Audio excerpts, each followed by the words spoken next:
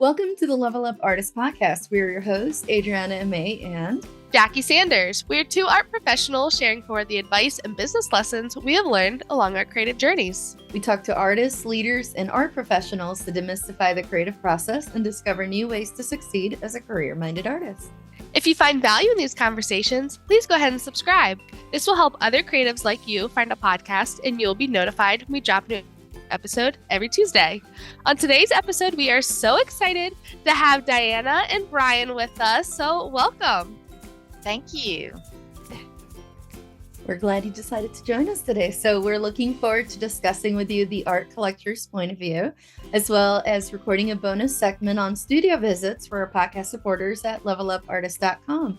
But before we dive in, let's share a little bit more about your backgrounds for listeners who may not be familiar with you. So first, Dianna is a communication consultant with over 30 years of experience delivering skills training, group facilitation, and strategic messaging services to businesses, government agencies, nonprofit organizations, and adult learners. She is committed to helping clients develop a more mindful and strategic approach to communication grounded in best practices and relevant social science research. She currently serves on the National Board of Directors for the League of Women Voters, is a former college professor, and has co-authored several college-level textbooks. So this is very exciting, Dianna. Looking forward to speaking to you. And then we have Brian, who is an attorney who in his role as general counsel helps companies identify, mitigate, and manage risks to enable the best business decisions. Brian has held the general counsel position for both publicly and privately held technology companies and was a litigator with firms in Dallas and Washington, D.C. Brian currently serves as chair on the board for Capital Area Workforce Development, a collaborative group of professionals passionate about driving local and regional economic growth through effective, innovative workforce development.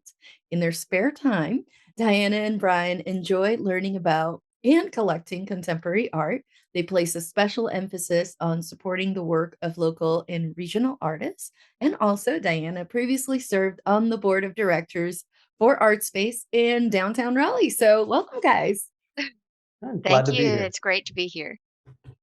And so you two were part of a panel discussion that we had at Art Space that I unfortunately was unable to make, but I know Adriana and you guys connected during that talk. I heard nothing but amazing praises about your talk and your insight. And so we're so excited to be talking more about your experience in the art world, especially as being such prominent local art scene that Adriana and I and many of our listeners are part of too. Well, I'm just surprised to be referred to as a prominent figure. We're thrilled to be able to meet artists like you all and discover great art here in North Carolina. Yeah. So how did you first start collecting art? And do you remember what like your first acquisition was? How did that whole process begin for you two? How about I take that first, Brian? Sure. The first art I remember purchasing was about 35 years ago from a couple artists at the Torpedo Factory in Alexandria, Virginia. And the Torpedo, we were living in the DC area at the time. The Torpedo Factory is really kind of the model that Art Space looked to when they were looking to develop the space here in Raleigh. And we purchased several serigraphs, I believe they're called, from an artist named Clay Huffman at the time, and a ceramic sculpture. But let me add something to your question. You said, when did you start collecting? And I will tell you, it isn't until relatively recently here in North Carolina that we have accepted that we are considered collectors. We did not consider ourselves art collectors. We just bought art that we wanted to live with. And we've accepted the term because others kept introducing us as collectors. And it has made me think a little more deeply about some of my responsibilities when I think of myself that way. But anyway, it started about 35 years ago. Nice. And Brian may have something to add. Yeah, same thing as what Diana's saying. I still haven't gotten used to thinking of myself as a collector. We were people who just bought things that we happened to like. And I remember that first time we were in the Torpedo Factory when I met Clay. It was the first time I think I talked to somebody who I could really consider a real artist. And he was doing serigraphs, screen printing. And I had done a lot of screen printing growing up, not from an artistic standpoint, but making posters, T-shirts. I used to work in a print shop before I went to college, and getting to have that conversation and connect with him. And the image that we bought is a collection of fireworks. And it amazed me from a technical perspective because he had 70 different screens in this piece, and it's colorful and beautiful. And I was also addicted to fireworks when I was growing up. And apparently Clay was too. So we were talking, and so I'm a very shy person, but getting to talk to somebody who had some similar interests growing up, was engaged in a process I was familiar with. It, it was just a very different, like I said, wasn't thinking of myself as a collector, but that's one of the things that I like about collecting now is being able to have that engagement and connection with artists. And so, yeah, that's where a lot of the fun comes from.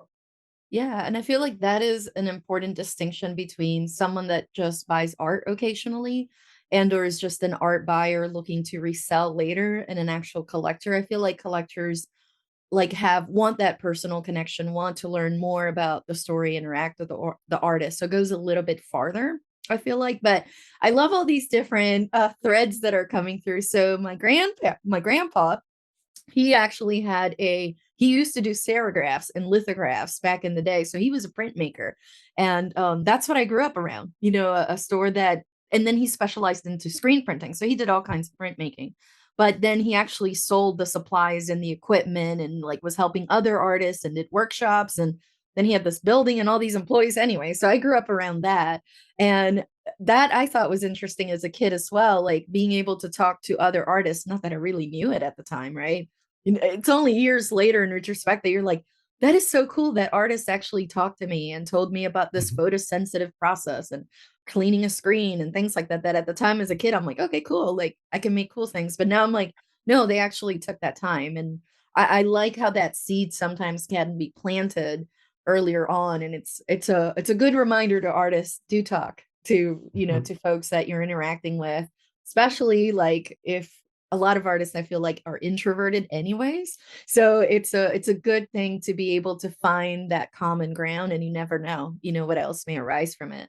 Yeah, an important thing to understand for artists to understand, especially if they're introverted, is a lot of the buyers are introverted. Uh, Yeah. Yeah, Brian and I so are both actually pretty extreme introverts. We can go out and engage, but that is not kind of our natural way of moving through the world. So maybe that's why we've gravitated toward the arts community. It's comfortable It for is us comfortable. too. Yeah. Yeah, I offer too a term I found online that I've kept hearing and I keep repeating it because I love it.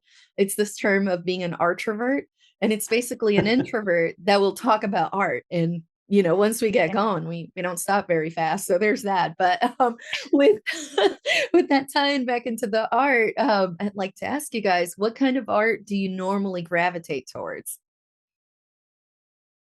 do you want to take that one, Diana? Or Sure. I yeah. mean, I think, as you mentioned earlier in the introduction, we have now a general commitment to living local and regional artists. We are not at the level of going to Sotheby's and bidding on Jackson Pollocks and Pablo Picassos. And so when we started thinking about, okay, I guess we are collecting, should we have a focus? And we don't really have a focus, but there is that commitment because we don't buy names just because it's a famous signature. We don't care.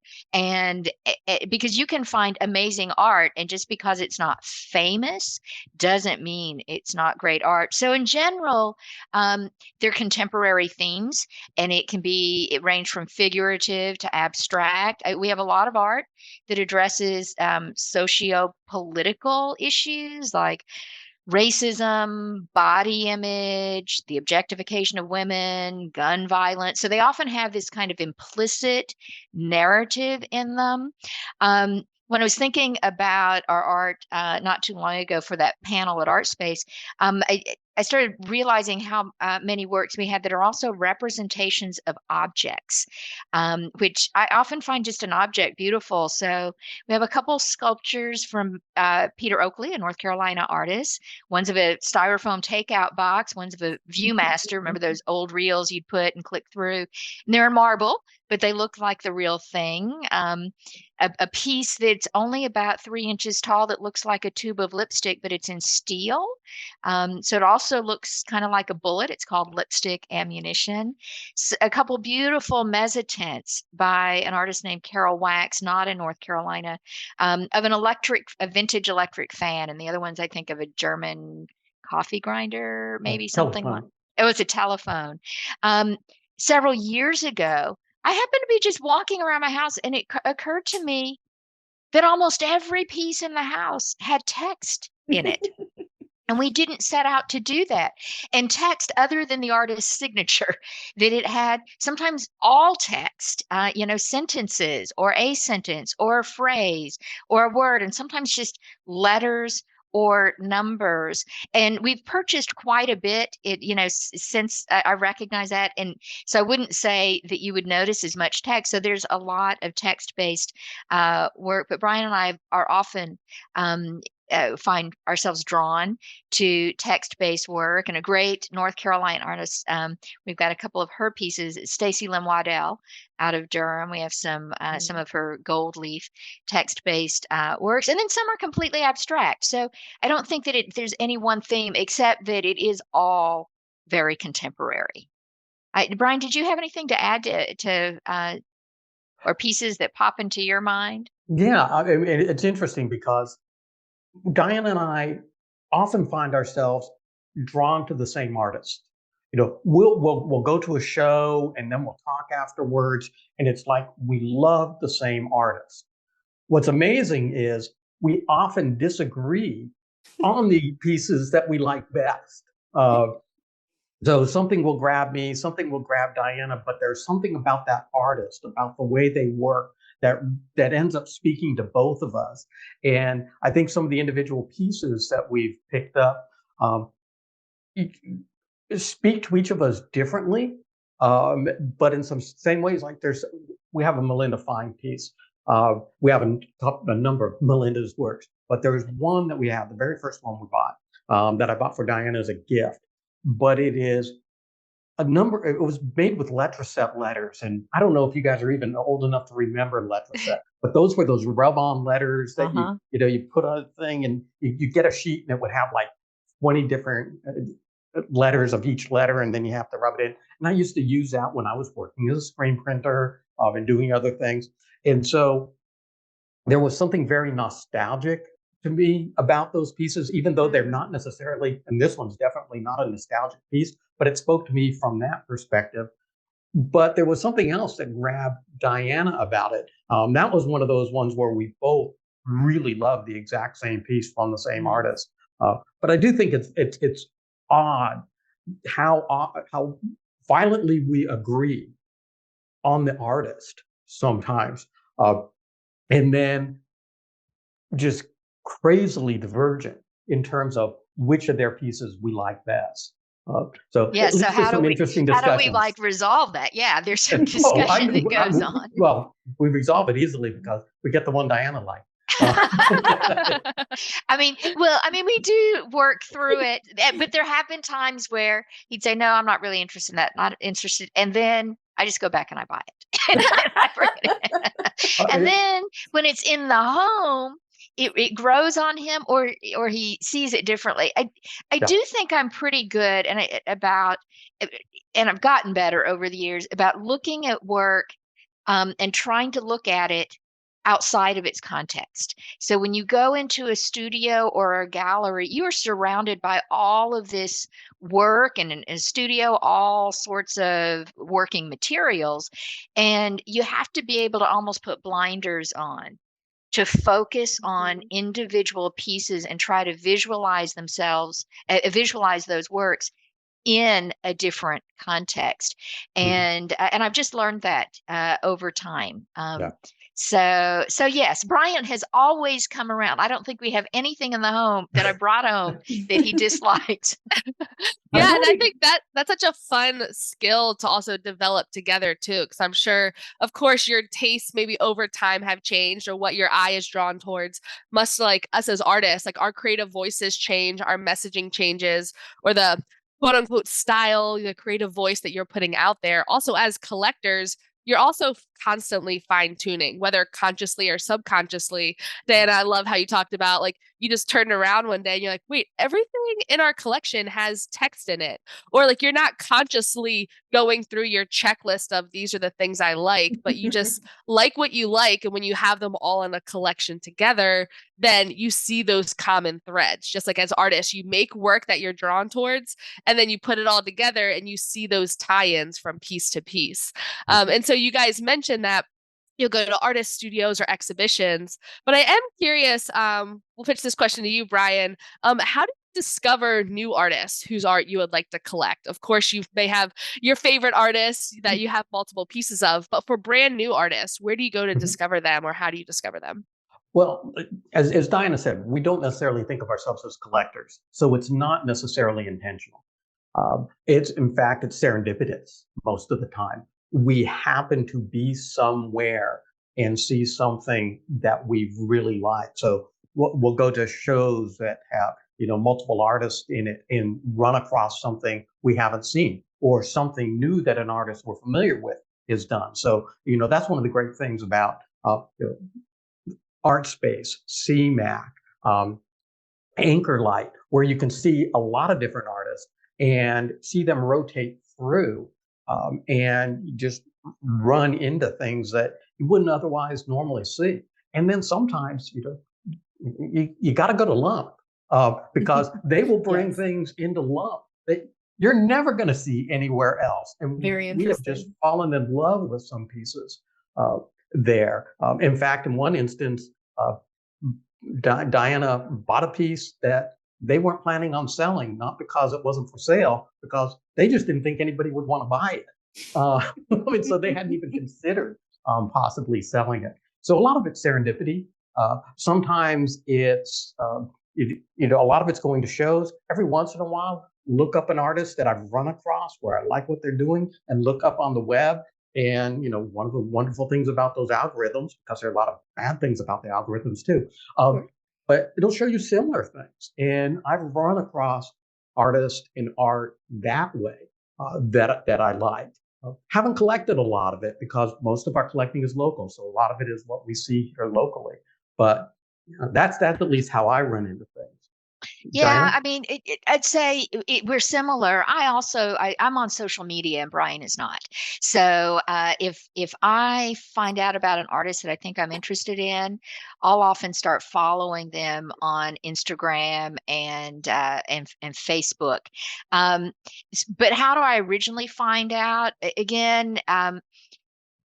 we show up to art events. So we are at receptions. If we can't make the reception, we'll often go to the gallery at a different time, and so we discover artists. We see their work and discover them, that way very often. So I think that if artists are wondering, how do I be seen, um, try to get your work into galleries. And for us, it doesn't matter what that gallery is. I've gone to art exhibitions here locally and in some other places where, you never. In one case, I wondered whether the building was even, legal. I don't know if legally people should be in the building, but we bought a couple fantastic things and kind of a pop-up exhibition. I am on the email list for a lot of galleries and of course museums, and so when they have a new exhibition, I'll go to the website to see what kind of work is in the exhibition. In fact, there's a frame shop and gallery, Craven, over in Durham, and their frame shop is on the street level, though they have art for sale there too. But they have a gallery in the basement level, and I hadn't been there. This is a few years ago, but I got an email. I was clicking through, the works, and the exhibition was work by Beverly McKeever, and I wasn't familiar with her then. We were still relatively new to North Carolina, and I saw a piece I loved, and so because I was interested in that piece, I wanted to see the exhibition, so I went to the exhibition for the first time, and that was before I think the documentary about her and her sister was made, and now she's enjoying a lot more success. And I ended up purchasing, that piece. And Brian's right. You, you need to go to places like Lump Gallery that are, off the beaten path, and you're going to see work. And often what I'll see are artists that I'm unfamiliar with, and what I'll immediately do is follow them on Instagram. So, I'm not discovering them on social media. I'm following them so I can learn more about their work. And eventually we may have a piece in our home as a result. Yeah. Nice. What I'm really finding interesting is that what I thought was largely serendipitous was Diana making plans based on stuff she saw on Instagram and then dragging me along with her. And I Yeah. just thought we were stumbling onto these things, but apparently that's not the case. No. Hey, I would add one more thing. I love. I know that some artists, their goal is that solo exhibition, right? And if it's a group show, I've heard artists say, "Well, it's just a group show." I love, from a collector standpoint of view, I love group exhibitions because it means I get to see the work of a variety of artists. And very often I'm going there because of one particular artist's work, but then I end up buying a work by an artist that I wasn't aware of before. So I think group shows are a great way for people to get their art out and seen if people don't know about their work yet. Mhm. No, that makes a lot of sense. And to add a little bit of the artist's perspective on that side, I think it depends on the venue and what the acceptance rate is at the group show. So a 3-person invitational group show for us artists has a lot more cachet than one that has 125 artists and everybody got accepted and we're like, Oh, sure, um, sure. Where it's not really what I would call, curated. yeah, Yeah, yeah, yeah. No, yeah. you want curated shows. We do, we do. So Yeah. sometimes if you hear the just, that might be one of those. So it's all right. They all have merit, and depending on where an artist's career level is at, I mean, they're there for everybody. So I love that there's the full range. Now, I do want to ask you, I want to recap real quick a few of the gems you guys have dropped and then kind of go from there. So far I've heard some of the things that y'all like to see is or discover new artists, if you will. One of them is going to be the algorithms, and social media apparently can help with that. So don't lose faith on the Instagrams of the world. Post there, obviously. The other one is group shows. The other ones is actually having work in perhaps not as well known establishments, like different galleries or the basement of a frame shop, like you said. So it sounds like those are some big ones. I think if I recall correctly from that panel, another one that was mentioned was museum events. And then Mhm. of course there's like all sorts of exhibition openings, some more interactive than others. But as a somewhat introverted artist, sometimes, and also one that has a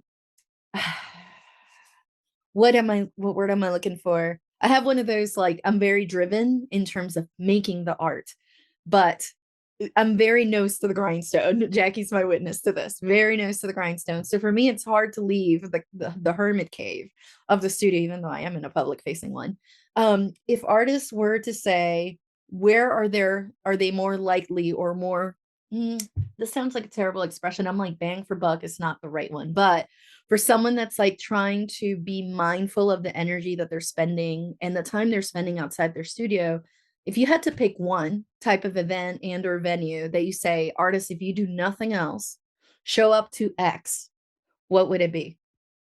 If you had to pick one thing for artists to show up at to be discovered, just one, what would you highly recommend that they do? So, Diana, do you want to share first? Yeah, And then sure.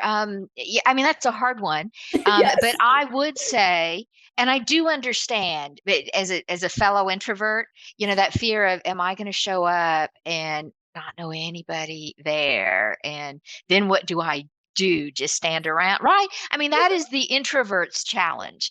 Um, and I would say, if they were going to choose one thing, it would be art opening receptions, um, where you tend to have more people showing up, so they're more likely to also be collectors there. I would also suggest that might be more comfortable for artists because they're more likely to see some artists showing up that they're familiar with.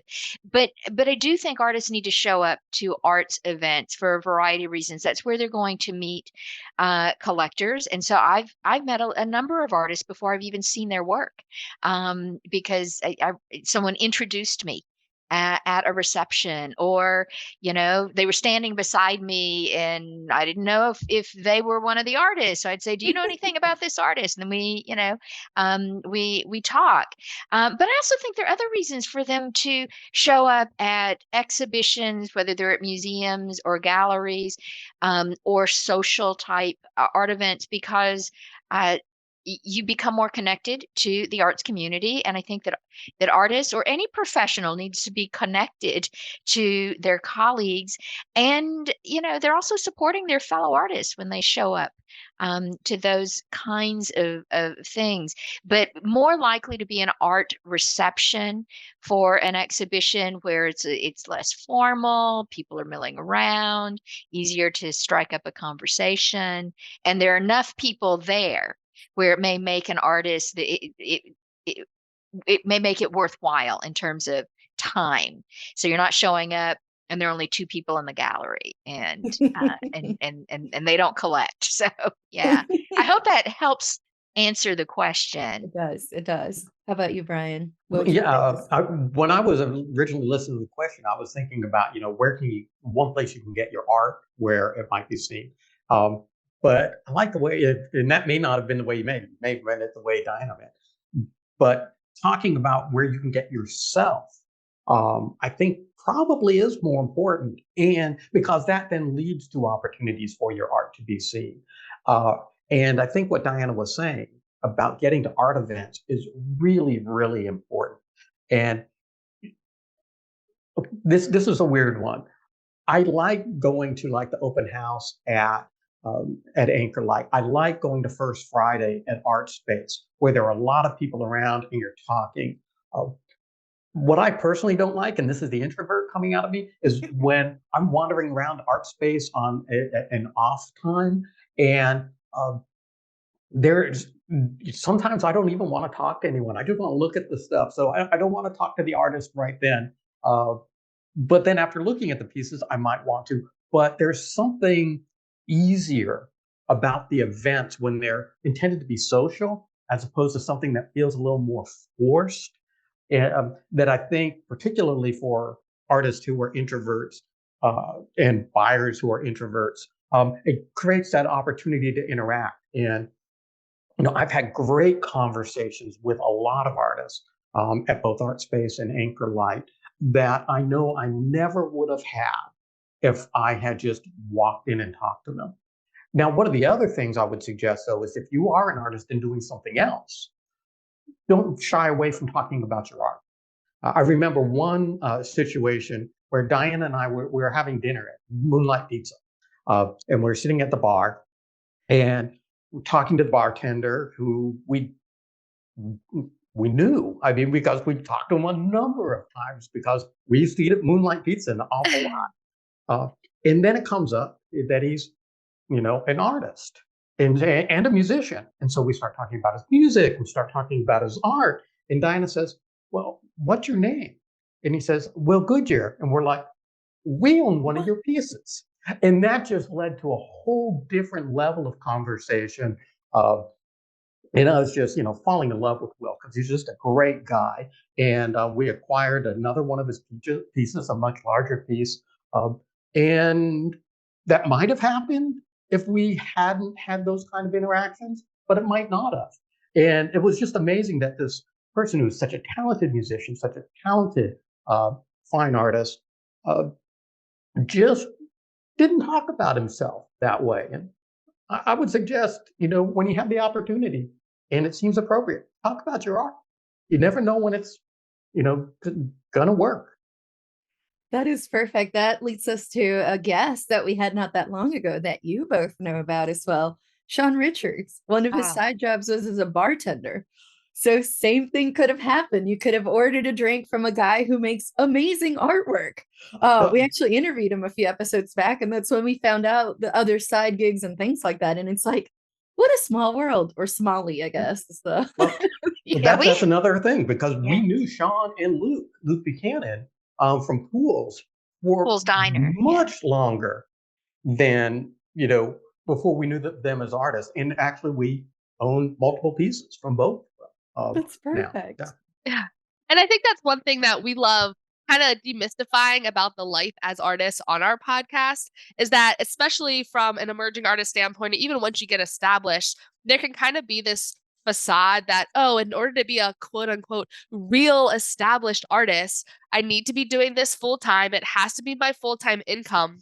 And then we hear about these stories of people that work in museums, that have museum exhibitions, that are very prominent figures. And they're like, yeah, I bartend 4 nights a week, or I do art installations here, or I do shipping for this warehouse. And so I really love people's transparency with what it means to be a modern day artist, because as you guys are saying, there's also opportunities that lend themselves there. And I love what you said, Brian, too, of putting yourself out there as an artist and just as a person, because those are the things that lead to opportunities for your art. It's putting yourself out there first. And I did made me think about what was one thing that you think artists can do to stand out in a positive way, Brian? Wow. Um, I've been thinking about this, and there are a number of things that I think artists can do. Big one is getting out there and participating in the art events, as we said. But other things that they are passionate about are things they should be thinking about. I don't. There's no one answer. In trying to do something that's not authentic is simply not going to work. But if you're interested in social justice, be involved in social justice. Find ways to make your art speak to that. I've seen artists locally who are very interested in certain areas, and they're creating posters for those events. And some of them may not be social justice. They may just be other events around town. Uh, David Eichenberger, I love some of his posters. Skillet Gilmore, again, I love his poster work. I happen to love poster work. And I particularly like Skillet's work because Screen I love printing. silk screens. But doing those things where you can combine parts of your life in a way that's authentic, that means something to you, I think is a good way to stand out. And Diana, you may have more to add about that. Yeah, I mean, not a whole lot. Mine's more really about the relationship, between the artist and the collector. And I think that it's important that artists remember. I mean, I've encountered artists over and over again that are afraid to say something that might offend me. I say things all the time and debate things with others, and I don't want anyone to think that just because you disagree with me on an issue that I wouldn't support your art. That's just how I engage sometimes. So I don't like artists feeling intimidated, by me, like, oh, if they say the wrong thing, then I'll never purchase their work. So when they put me at ease, remembering that a lot of us think of artists as rock stars. You have a creative mind and a skill set that I do not have, but have so much admiration and respect for. And I think artists need to recognize that, if they feel awkward, that they're encountering collectors and sometimes not encountering them because people don't feel the art is accessible to them to come to a gallery or studio. I would say focus on relationship building, um, and understand that what I want is I mean, the fun of collecting for me, when we focus on local and regional artists, the advantage of doing that is we get to know the artists, and that's part of the fun. I want to know about the artist. I want to know you. I want to know your creative process. I want to know what you think of your work, because the more I understand your work, more likely I'm going to be drawn to it with that depth of understanding. And the sales may eventually follow. And the other thing that you can do, I think, to stand out in my mind in a positive way is when I see people artists who are also looking at their contribution to the arts community. So, they're thinking beyond what they personally are doing with their art. And I do think about people like Caitlin Carey. I think is a wonderful promoter of other people's art and an amazing artist herself. Paris Alexander, who's over at the City Market Artist Collective, incredible about promoting other people's work and contributing to the community. And quite frankly, you too, what you're doing with your podcast, that is a contribution to the arts community. And I just think that doing things like that are important. And so, if you want to stand out in a positive way, let us get to know you. Be a good person, right? But think about your role within the larger community. Absolutely love that. Absolutely love that. Yeah. Jackie and I, anybody that's heard the podcast has heard us say it over and over again. We're strong believers of community over competition, especially in the art Mhm. scene. Hey, you need this. Hey, you need that tool. Do you know how to do this technique? I'll show you this. Or have you heard of this event, this exhibition? And that exchange of information. And that's part of what led us to do the podcast. So many people helped us out when we were on the earliest stages of emerging, that we're just paying it forward essentially. And who knows who will pay forward to who. And we think that's just, I mean, art and the art world in general, art with a capital A has such a negative connotation, but art with a smaller a, right? Lowercase a, there's no reason it can be this magical world and teach a little something else to other industries. So very big believers on that. But with that, I do want to ask you, and I'll let you take the lead on it first, Diana. So assuming the artist did get out there, so you already saw the art, you love it, price is not an obstacle. What would actually prevent you from investing in a particular artist? Three things. Oh, Three things. Um, if I knew distasteful things about the artist personally, like they're a racist, a misogynist, a homophobe. ooh, I mean, that matters to me. One, I would not feel comfortable having their art in my home. We live with art. Two, I don't want to use my consumer dollars to support that kind of person or that kind of business. Now, fortunately, it's rare that an artist has those qualities. Artists very often are more progressive in their thinking about, social justice issues. Beyond that, I might look. I do sometimes consider conservation issues, and I know Brian has a different take on this. So I may ask myself, the materials that the artist is using, will they last? And can I easily maintain that work, right? I'm not an art professional, so I want to know, can I easily maintain it? And depending on the price point, honestly, depending on what I spend, I want it to last. I don't want it to disintegrate in my home. And the biggest barrier, though, is we have run out of wall space in our home for displaying art. There is art on every wall in every room, and unfortunately, we have what I think are too many windows, because I could have had a wall where I could have displayed art. We've addressed that in a couple ways. One.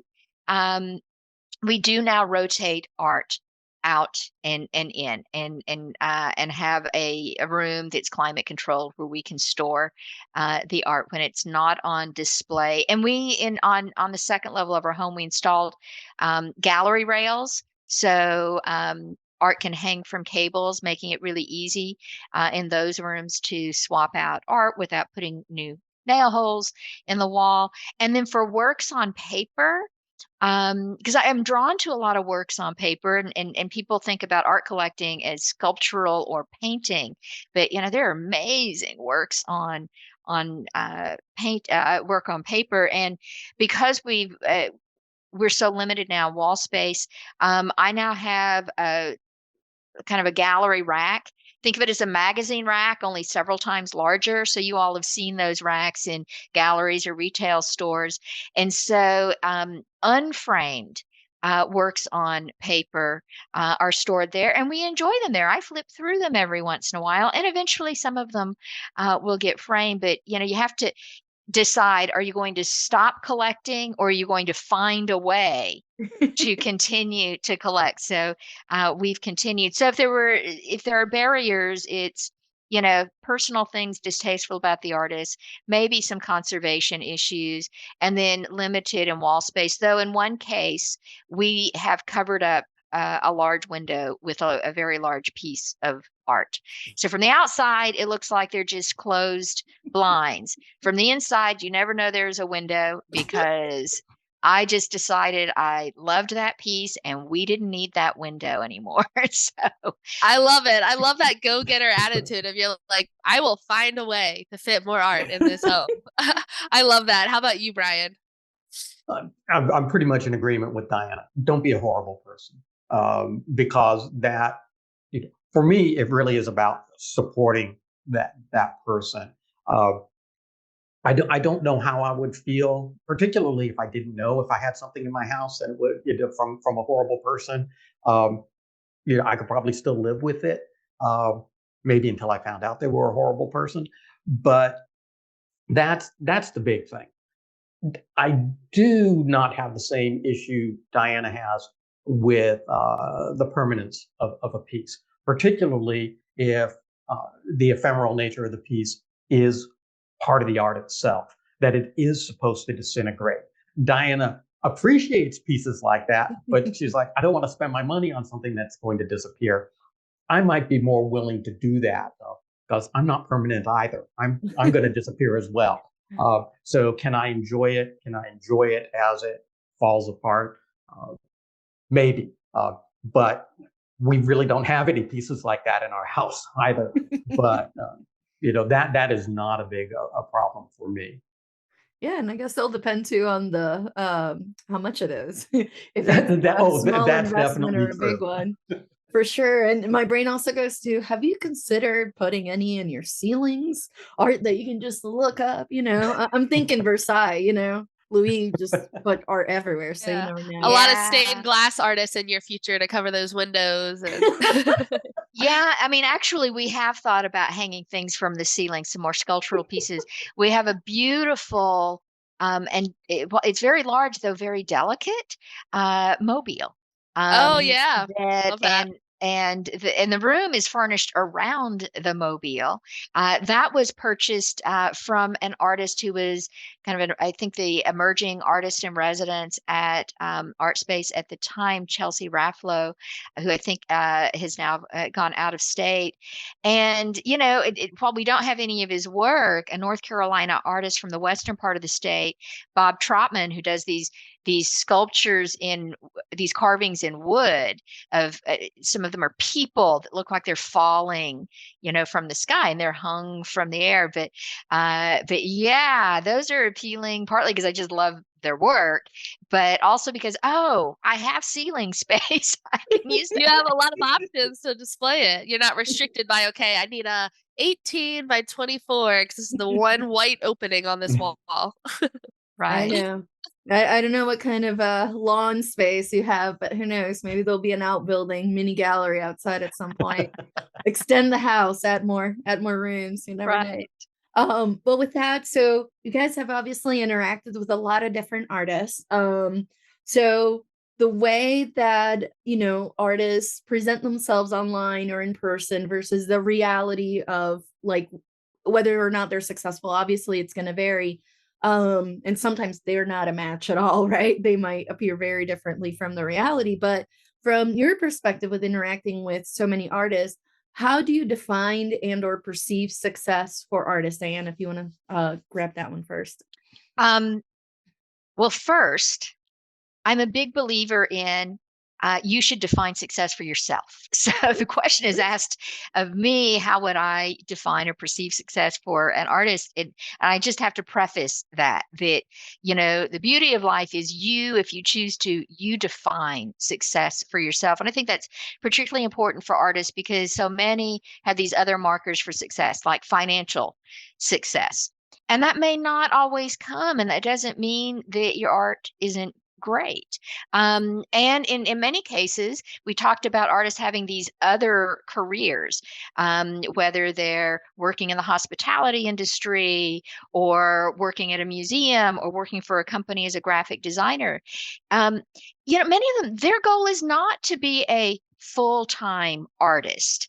Right. And so, I think that there are some false markers of success because I think it should be individual. I know, many will look at the number and the caliber of exhibitions, and I think that, that's fair. Um, Representation from a gallery these days, it just depends. I know artists who have chosen not to be represented, but they're really good about marketing their own work. And other artists probably could use some representation because they don't have that skill set. But again, I don't know that it's a marker of success anymore. Inclusion in a museum collection, I don't think should be a marker of success because they have maybe very different decision points. And very often museums they're not trying to find that emerging artist, purchase their work before they become the famous artist, right? Museums are pretty conservative. They wait until they think there's a known quantity. But I do think that you define success for yourself. I do think contribution to the arts community can be another marker of success, which I've mentioned. And I would say don't pin your test for success on these high profile things because a lot of that is arbitrary, out of your control, based on luck in terms of, whose radar do you get on in the art industry that then propels you to be, I don't know, like the Jeff Koons of artists. But I have art in my home from local artists that I love more than if I had the funds to purchase something that Koons did. So, I think that artists need to focus on their contentment and happiness with their life as an artist. That makes sense. So again, I go back to you have to define success for yourself, and there are lots of ways to define success. How about you, Brian? Um, I agree with Diana. It's very important for the individual to define success. And when we're looking at what people would consider objective markers of success, whether it's financial success or critical acclaim, I don't think people really understand how much luck has to play with that. Because I see it I'm a business lawyer. I see it on the business side all the time. The most talented people are not always what we would call the most successful. The most successful companies don't always have the best products.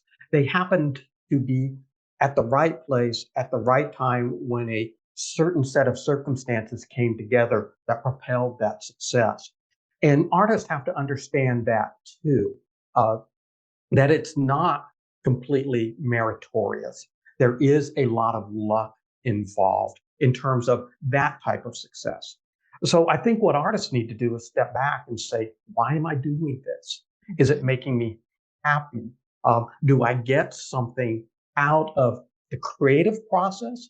Do I get something out of people enjoying my work, feeling that, acquiring that, that piece makes, in this case, my life better, in how much I appreciate the artist who can bring a vision and a story to life that I get to live with every day.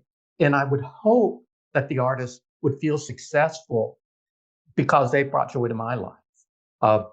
So I think that, artists have to think about it it's hard, particularly if you're trying to pay rent and so on, not to think about it in financial terms. Uh, but it's not always the case. It's about telling stories. It's about the creative process, and if you enjoy that, and if you enjoy the effect that has on other people, um, I think that's where you define success. And it's not even necessarily about selling a lot of pieces. So, people ask me sometimes, how do I feel if I'm successful? And I've thought about it in terms of, I could have made more money. I could have done a lot of things. But the way I've started to think about it in my life is, have I made other people's lives better? You know, there's one of me. If I can made two people's lives better, I've done my job on this planet. And if you as an artist, you may not be selling a ton of pieces, but you really connect with one, two, three people who just have loved what you've done, you're a success. Wow. Okay, that's it. We're done. I'm kidding. You between the two of you, I think you've hit the nail on the head too. It's that idea of, at least the way I'm, translating it, it's impact and legacy. Honestly, those are the two biggest thing. And if visual art, which is what we specialize in, obviously on the podcast, but there's many types of arts and disciplines, but it's almost like if you can communicate your authentic story through the art and the person on the other side can receive your message, right? They can read it in a way, almost like a language. And maybe in part, like say you're transmitting optimism through it, you're sharing a little bit of that, they're getting that, and then they're sharing it once again, sharing it forward, then we just made the world a better place, a little bit at a time. And, looking back, if that's your legacy, that's a wonderful legacy. It's Mhm. not so much about, how many dollars, but I was laughing because I was like, when you said coons, Diana, my brain goes to, y'all don't want that shark and formaldehyde that they had to redo because it was starting to wear down and smelling, and they had to Right. I spend mean, there are hundreds of conservation issues. thousands. Look, I get Coons and I can appreciate his work. So it really is not a slam against him, though. He's also a master Character. marketer, right? Yup. That's what I mean by, an artist has to define success for themselves, determine what their own goals are. Mhm, mhm. He also has Absolutely. a lot of kids too to support. It's a lot of mouths. And now thinking about legacy, and thinking back to when you guys started on this journey, what is one piece of advice you wish you had heard before you had started on this collecting journey, Brian? I don't know if I can narrow it down to just one. But from a collector's standpoint, or simply a purchaser's standpoint, uh, if I had known that the art world, at least on the level that we're dealing with, is not stuffy, and that the artists are people and have a lot of the same insecurities that I do, uh, would have been important to know. I would have had a greater interaction with them. I think that was one of the benefits I had. We talked about Clay Huffman earlier, was having a very positive interaction very early on. But the fact of the matter is, I'm incredibly intimidated by artists. They have a skill set I don't possess, I don't understand, and I really appreciate.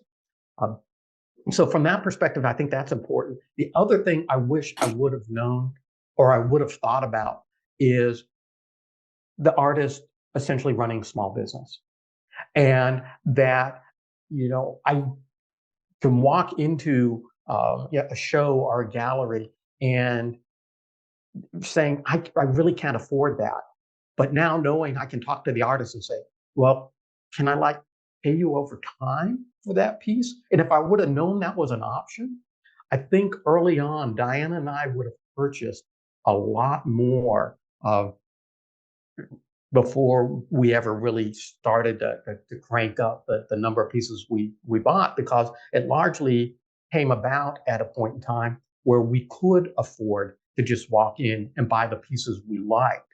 Uh, Early on in our lives and our careers, we saw a lot of things we would love to have owned. Uh, but the fact of the matter is, there were posters on our walls with really cheap frames because that's what we could have afforded. Um, and I wish we would have known that it would have been possible to actually have bought the things we love at that point in time. simply by talking to the artist and working out, something that worked financially for both of us. Mm-hmm. Like payment Diana? Yeah. So the question is, what advice I wish someone had told me. So I'm going to think of it as advice I would give someone who's just starting out. And there are really two areas. One, I wish I'd learned more about art early on.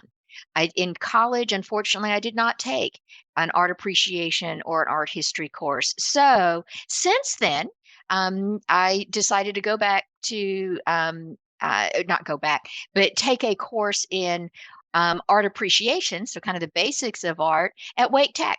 Anyone can just pick up one course and do that. And I even though I was done with college, I went back and did that.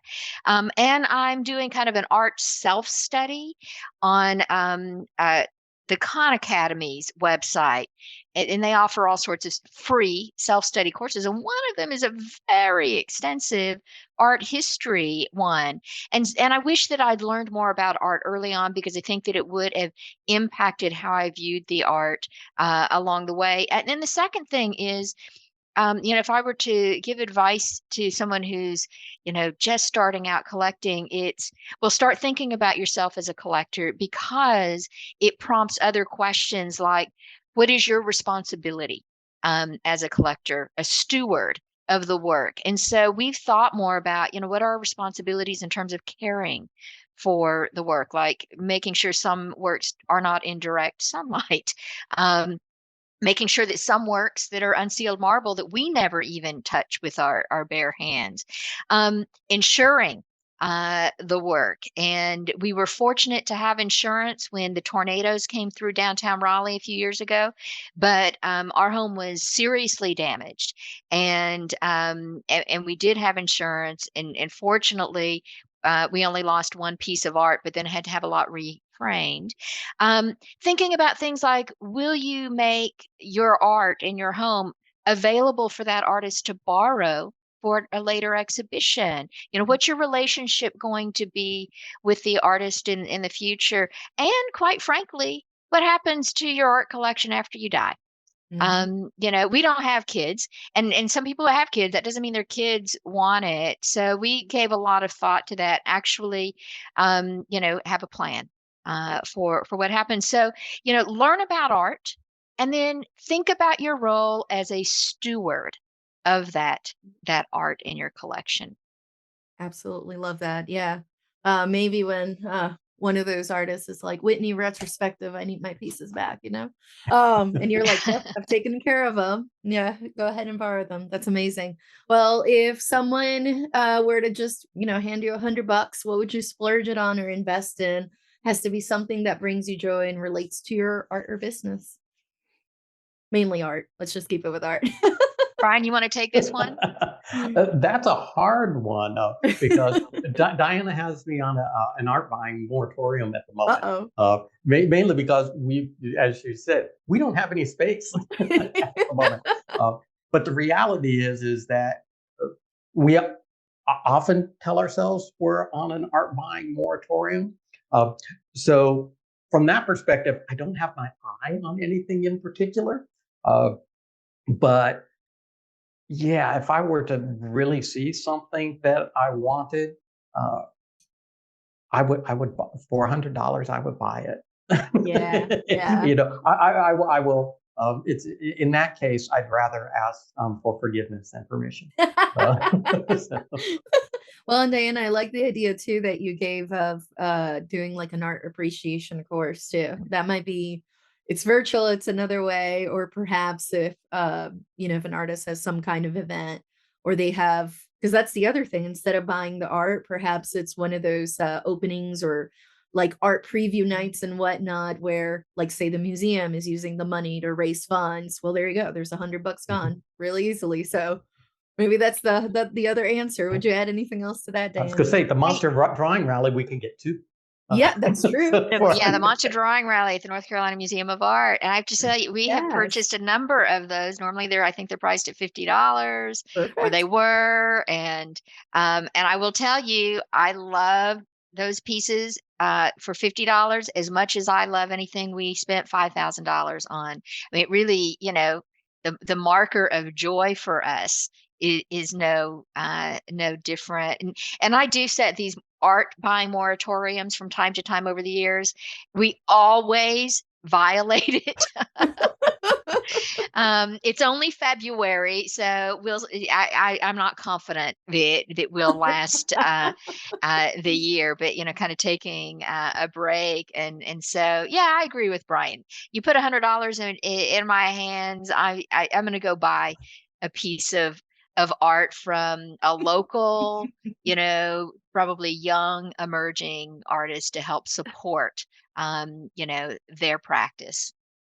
Absolutely love that. Well, maybe we'll see you down at Art Space sometime soon. If you have $100 bill in your hand, there's a lot of artists there that amazing work to choose from.